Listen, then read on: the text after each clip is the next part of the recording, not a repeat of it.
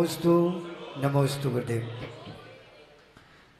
आज के today solution में प्रथम प्रश्न पूछ रहे हैं जिनागमपंथी आदि जैन, शंकर नगर दिल्ली से। नमोस्तु आचार्य भगवान। गुरुदेव, इस धरती पर पाप बहुत ज़्यादा बढ़ता जा रहा है।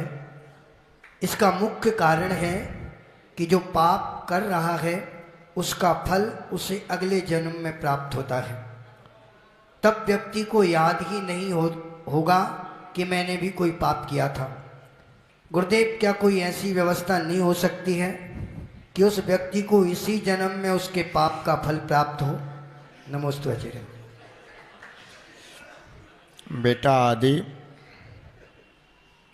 ये वस्तु व्यवस्था सहज चल रही है, ये अपने हाथ की बात नहीं है।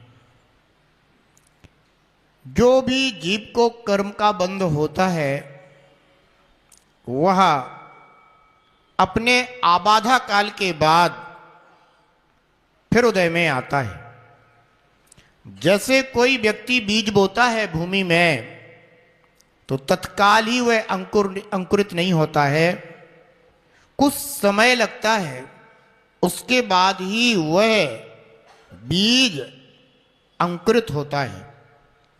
तो जो बीज का समय है उसी को आबाधा काल कहते हैं। ऐसे जो जीव कर्म बांधता है उस कर्म को उदय में आने तक जो बीज का समय लगता है वह आबाधा काल कहलाता है। और चाहे कोई पाप करे और चाहे कोई पुण्य करे, कर्म तो अपने समय पर ही उदय में आएगा। ऐसा भी नहीं है कि आज ही धरती पर पाप बढ़ रहा है। इस संसार में ऐसे ही जीव जन्म मरण करते रहते हैं, चाहे चतुर्थ काल हो चाहे पंचम काल हो। हाँ, इतना जरूर है कि इस काल में साक्षात तीर्थंकर भगवान का, केवली भगवंतों का पादमूल प्राप्त नहीं होता। इस काल में महापर्याय ज्ञानी अवध ज्ञानियों का भी पादमूल प्राप्त नहीं होता। चतुर्थ काल में ऐसे महान तीर्थंकर भगवंत, केवली भगवंत, महापर्याय ज्ञानी, अवधि ज्ञानी अथवा विशिष्ट श्रुत ज्ञानी मुनराज आदि का भी, आचार्य भगवंतों का भी सानिध्य प्राप्त होता था।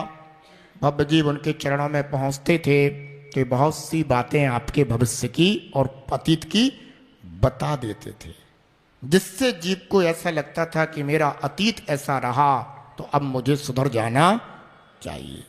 आज इस तरह की व्यवस्था नहीं है। बाकी ऐसे ही पुण्यात्मा और ऐसे ही पापात्मा हर काल में होते रहे हैं। तभी तो शास्त्रों में अनेकों ऐसे भी पापी जीवों के कथानक उपलब्ध हैं और धर्मात्मा जीवों के भी कथानक उपलब्ध हैं। तो कर्म तो बेटा जब भी उदय में आएगा वो अपने समय पर ही आएगा, ऐसा।